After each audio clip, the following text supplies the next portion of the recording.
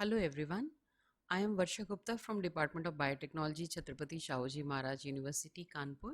So we'll be talking about cellular and molecular immunology, and we'll basically discuss about introduction of immunology. As we all know that there are majority of the pathogens which we are constantly exposed to, and in the environment there is diverse array of pathogens which is present, which are bacteria, viruses and parasites. And even if we put our hand under the microscope, we can see enormous pathogens moving and residing with us. So what keeps us protected? What help us ward off these bacteria and viruses from our body? In this corona pandemic also, commonly we hear that we need to boost our immunity, the immune response boosting is good. So what is immune system? So immune system is the defense system of our body, and we all know that defenses are very important for protection against any invading pathogen. In this case, since we are discussing about immune system, so it is pathogen, but otherwise for country also we know that the defenses are very important for the benefit of the country and for the protection of its people. Likewise, in the body also, the defense system is very important, and this defense system of our body is actually because of this system which we call as immune system.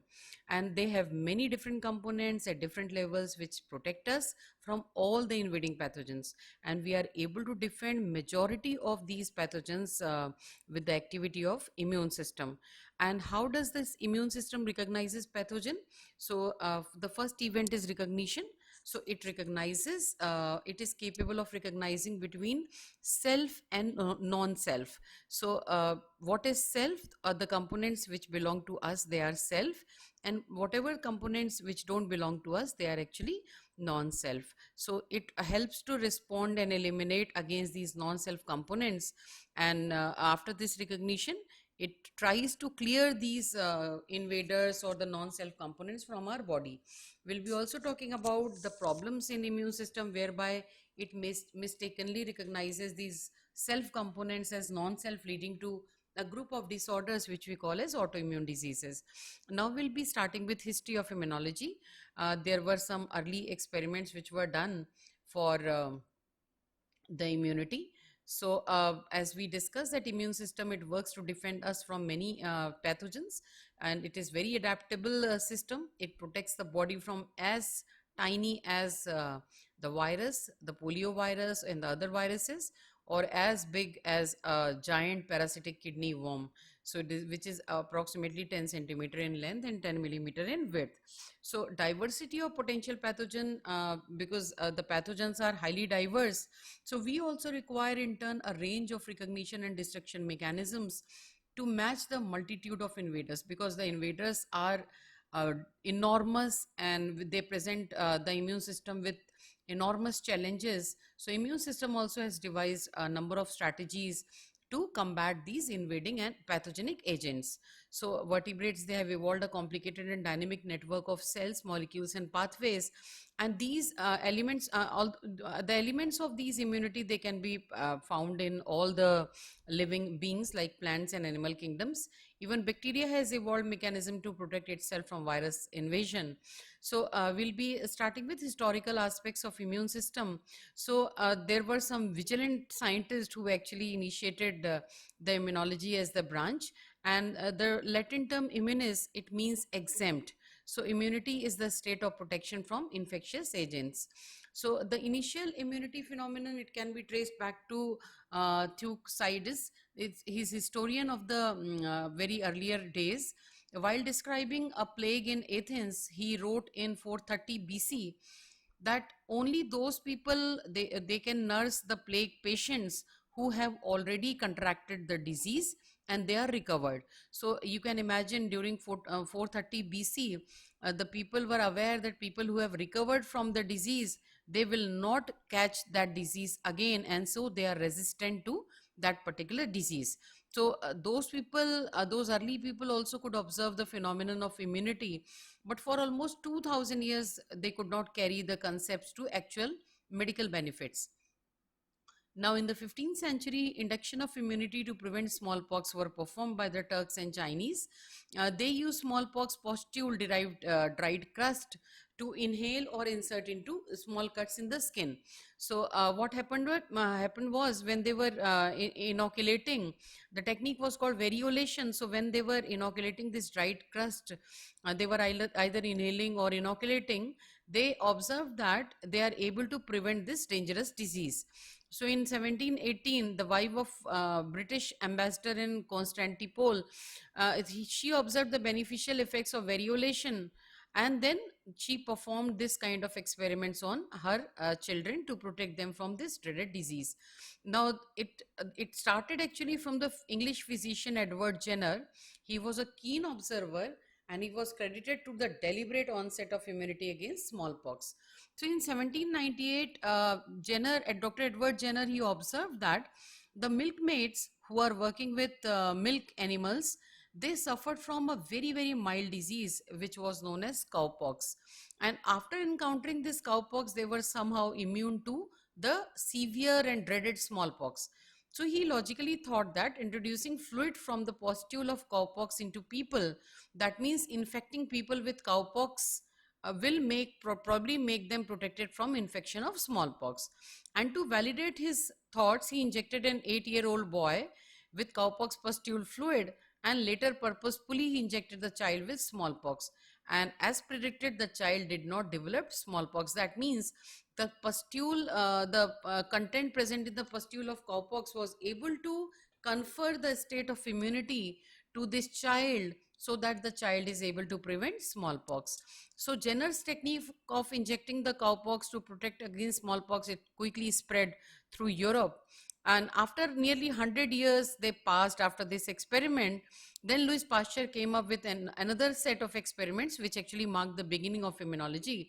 So in 1880, so this was in 1798, and it was in 1880, so almost 100 years were gone. So Louis Pasteur was working with bacterial culture that caused fowl cholera, and he established that by injecting virulent cultures into chicks, they subsequently developed fatal cholera, and they finally died. Now, as the story goes, he went for a summer vacation and resumed his experiment. He injected some chicken with an old bacterial culture, because it was aged culture, 1 month old culture, which was maintained before his vacations. So to his surprise, he observed that chicks became ill, but they recovered. So he was fascinated with the observations. Then he prepared fresh bacterial culture to inject into fresh chickens. But since for big discoveries, things story goes, so his supply of fresh chicks was limited. So he used this culture on the chicks who were previously exposed to old culture. So these old culture was the aged culture of the cholera, which he injected into his chicks.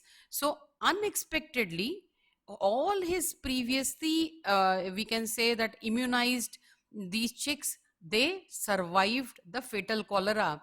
Only the fresh chickens who got this virulent culture, who were injected with this virulent culture, they catch the disease. So Pasteur postulated that aging has weakened the virulence of the pathogen. So because the culture was 1 month old, so he postulated that the pathogenicity of the culture is largely reduced. He called them weakened or attenuated strain. And now this weakened or attenuated strain, it is not capable of causing disease in healthy individual, but it can provide immunity against the disease. So Pasteur called this attenuated strain as a vaccine to respect the Jenner's work, because in Latin vacca means cow. So Jenner was working with cowpox inoculation. So just to respect the work of Dr. Edward Jenner, he called this attenuated strain as vaccine. So Pasteur later applied his findings to other diseases, and he established that it was possible to attenuate a pathogen and use the attenuated strain as a vaccine. In 1881, Pasteur applied this to heat-treated anthrax bacteria, Bacillus anthracis vaccine, to the farm animals. And he observed that the vaccine was capable of imparting protection to the vaccinated sheep. So all the vaccinated sheep survived, and all the unvaccinated animals died. So these experiments, they kind of marked the beginning of the discipline of immunology. And in 1885, Pasteur injected his first human vaccine to a young boy who was bitten repeatedly by a rabid dog. The boy Joseph Meester, he was vaccinated with a series of attenuated rabies virus preparation, and the rabies vaccine is a very few that can be successful. We have to take precautions with this vaccine, which has to be administered shortly after exposure. So as long and the vaccine has to be given keeping the fact in mind that the main virus of rabies, which has come from the dog, rabid dog, it has not reached the central nervous system and began to induce neurological symptoms. This also worked. So development of effective vaccine for some pathogen is still a major challenge nowadays.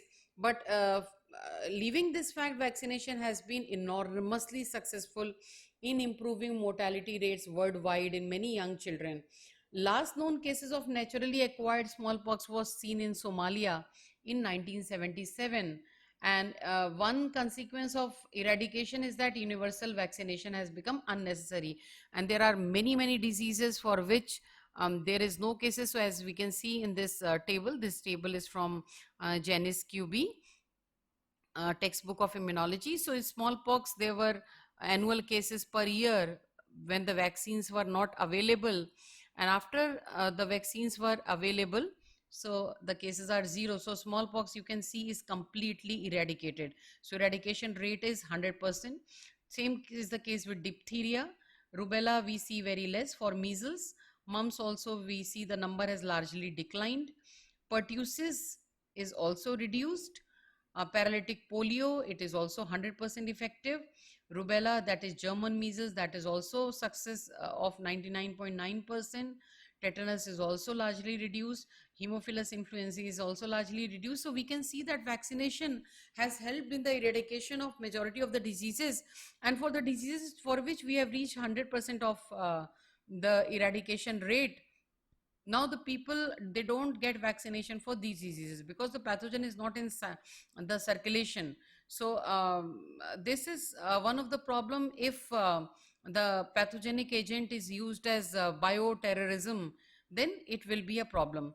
But otherwise, what happens with immunity is, if the majority of the people are immune to an infection, they can serve as buffer for the rest. This is called herd immunity. So herd immunity actually reduces the number of individuals who can harbor and spread on pathogen. So there are because if let's say the 70% of the population is vaccinated or immunized to a particular pathogen, so there are very rare chances that the pathogen will infect only those 30% people who are non-vaccinated. So the concept is actually called herd immunity, because these majority of the people who are vaccinated or immunized, they basically encounter the pathogen and can effectively remove it, reducing the chance of this pathogen to infect the sensitive or susceptible individual. So this concept is actually referred to as herd immunity. So many of us could survive infectious diseases for which we have received a vaccine, but this is not true for everyone. Some individual cannot receive the vaccine. They may be immunocompromised or they are very young, and vaccination is also never 100% effective. So the susceptible non-immune individuals among us, they can even get the infection from these attenuated vaccines, and but they can benefit from the herd immunity. And one darker side to eradication is the end of universal vaccination. So we just discussed that once the number of people with no vaccination and no immunity keep on increasing in the population, so what will happen, herd immunity will also, it will be lost. So vaccination for smallpox, like for example vaccination for smallpox ended in 1970s. So half of the world population was susceptible to this disease. So that means smallpox can be used as a weapon, bio weapon. So it can be a potential bioterrorism threat. So now also the newer and safer vaccine against smallpox are being developed, and these are being used for vaccinating US military personnels which are at greater risk of possible exposure. So vaccines have helped us eliminate a number of childhood diseases that were causes of many high mortality rates in the uh, um, long back in long years back. So these are measles, mumps, chickenpox, whooping cough, tetanus, diphtheria, polio. So once there was very high mortality rate because of these diseases, but many of these diseases are existent in the present time. So there is a lot of savings to society resulting from prevention of these diseases. Apart from suffering and mortality, the cost of treating these illness and their after effects, that is paralysis, deafness, blindness, and other mental retardation, that was also problematical. And immunization has really helped us in elimination of many of these disorders, vaccination. But we are still looking forward to have vaccines for some of the diseases for which still we don't have any cure, and they are still a challenge for human beings.